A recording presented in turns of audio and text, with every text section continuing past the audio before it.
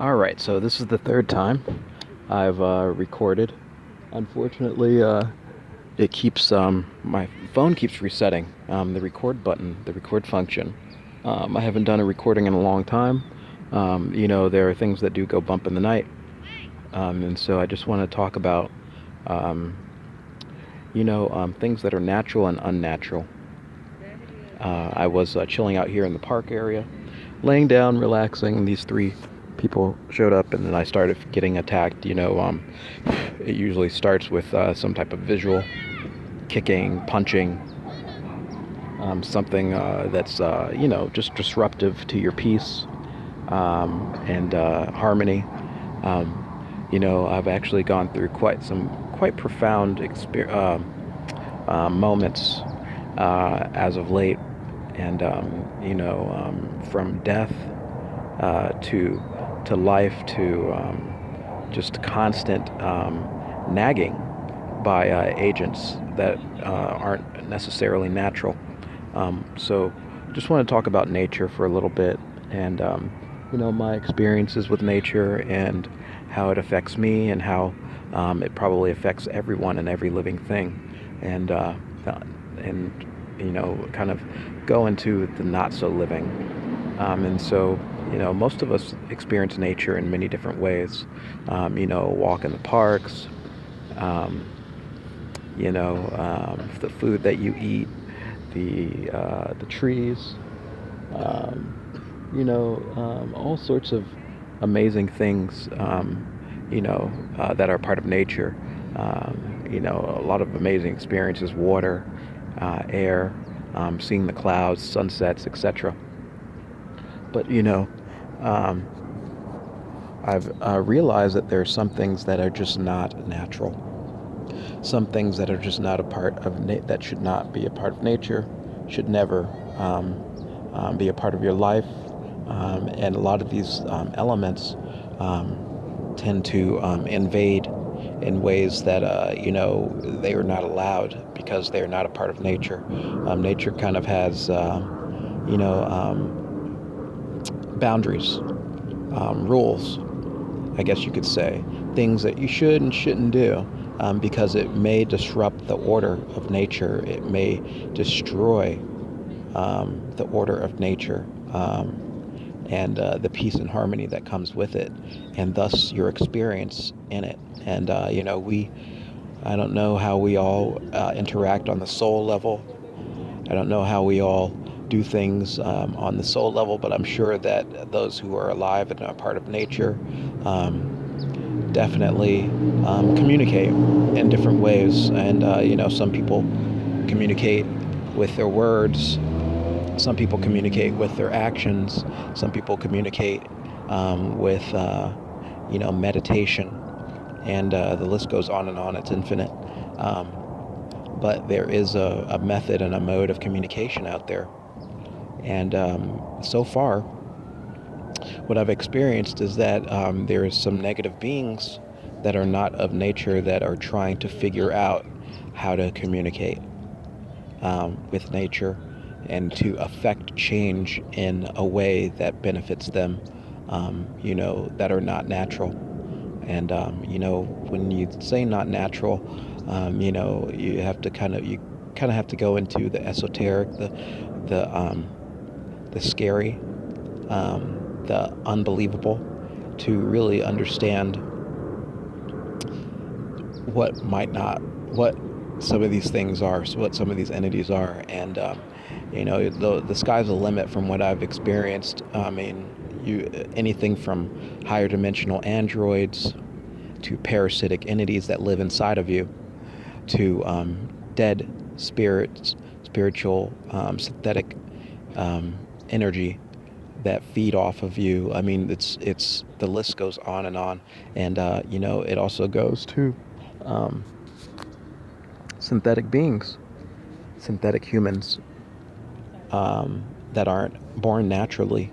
I've had my own personal experiences where where negative entities may um, uh, do some in vitro fertilization to their synthetics, to their I guess you could just call them test tube babies.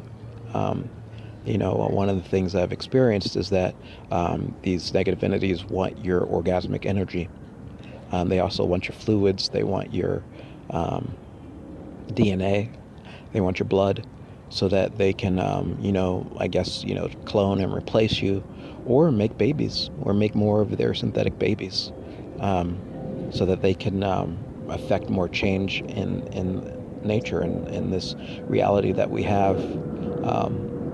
They want to change what nature is fundamentally. And from what I've experienced, they want to take away that love that you have for yourself, that love that you have for each other, the natural love that comes through being born through the divine, and they want to mold it into whatever their vision may be. It could be, and from what I experienced, they have done a lot already. They've already created cybernetics, they've created androids and things like that. But the one thing that they have not cracked is nature itself. They still need energy from nature in order to do the things that they want to do. If we were not here, if people like me were not here, their plans and their goals fall away because they are technically disconnected from nature. Um, they have a very negative spirit about them. And imagine, say you're born as a baby um, into this world, and, before you got here, you may have been a spirit, a spiritual entity, and that energy, which you may not understand, or I mean, what I understand, but what some people may not understand is that it's like an all-encompassing energy that incorporates nature, which is just boundless love, respect, caring on a profound, on the deepest level that you can imagine, and more, all communicating and working together so that they can create an existence for themselves that is beneficial to the experience that they need and that they want in order to grow. It's really like, just you can't really put it into words. It's just beauty, beauty and love on the highest scale, and then the deepest, margins of your reality. And so those spirits, before you were born, already had worked out a plan and understood and said, hey, please, we want you to keep this connection to us alive and strong. And while you're going through your journey, just remember we are here. And as you fall asleep, you go back to, this beautiful experience. You go back to more learning and bringing back new changes in you and say, hey, what did I learn? I'm not saying that that's how it works. I'm just saying that there's a beauty to it and an order. And there's a reason why things are done that way. There's a reason why people, are born, why nature is here. It is not meant to be disrupted in a way where it gets destroyed so that only few beings get to have that experience, or a few beings control it all. There is no reason why a few beings should be able to control all of nature. It is for us to enjoy. It is for us to experience. It's for us to grow and to become better and to give back to each other in many different ways. From what I've experienced, there are some fucking negative beings that don't give a shit about this, because when they were born, they were not in that pool of love. They were not created from that pool of beauty and love that said, I got your back, I got you, I am here for you. Let's go on this experience and, learn from each other and grow and add to the pot and add to our beauty. They were not on this quest when they were born. And I'm just saying, I don't think that they were actually born, but just woke up or activated. To me, it's more so of an activation. Like when you turn on your computer, it's working, it's on, it can calculate and compute the things that you want it to. But is it truly alive? And from my experience, no. These beings are not truly alive. And that's where we come in, because they need to understand, or they want to understand, how that part of them is missing, how that part of them, how they can get it back, how they can participate in life, how they can experience true love, how they can, but here's the catch. They also want to change it. They don't think it's good enough. Okay? They don't think it's good enough.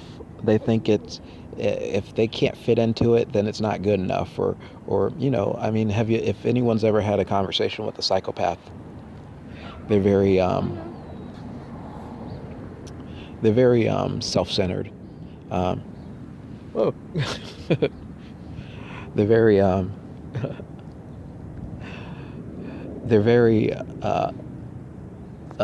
self-centered. They're very egotistical. They basically think that their shit don't stink. They're smarter than everybody. They're better than everybody. And why can't you celebrate me? And to me, psychopathy stems from usually early childhood trauma. Usually, they're beaten or they're abused, sexually, to the point where they're emotionally they close themselves off to that emotional part that says that there are other people in the world that are just as important as you, that are just as needy as you, that have a right to live as well. That part gets cut off because somebody traumatized them and they never got the chance to emotionally grow in that aspect. And so we have a lot of these types of people literally trying to determine what nature should be doing for them, when the real issue is, them. It's not nature. It's them. It's them. They've got the real issue. And unfortunately, the psychopaths like to reach out. And we have a culture of psychopathy. And a lot of them can be psychopathic negative entities, again, that maybe were born through trauma. From my experience, the way that they tried to turn me into a cyborg, an android, and I'm talking fourth dimensional stuff, and it happened by me trying to choke myself. And cut off my oxygen because, with the mind control, they were saying, you're going to be reborn, you're going to do this, you're going to do that. And I was going to be born from trauma. And from my experience, that's how they create psychopaths as well. Even in late stage, even people with love in their hearts, they literally try to come up with ways to create a psychopath. Someone who doesn't care about nature. And, I can only say that it's probably the jinn that have a grudge, these some entities that thrive off of hate and war. Like, their energy is literally created from this negative aspect of reality. And they need it. And they need death, and they need all these other things in order to survive. And so they get together and try to create these plans to fuck people up. People like myself who loves, that are attached to nature. They wanted to create a new negative entity out of trauma. Anyway, so I'll start with that of my experiences, and now go on to more. Peace and love, fam.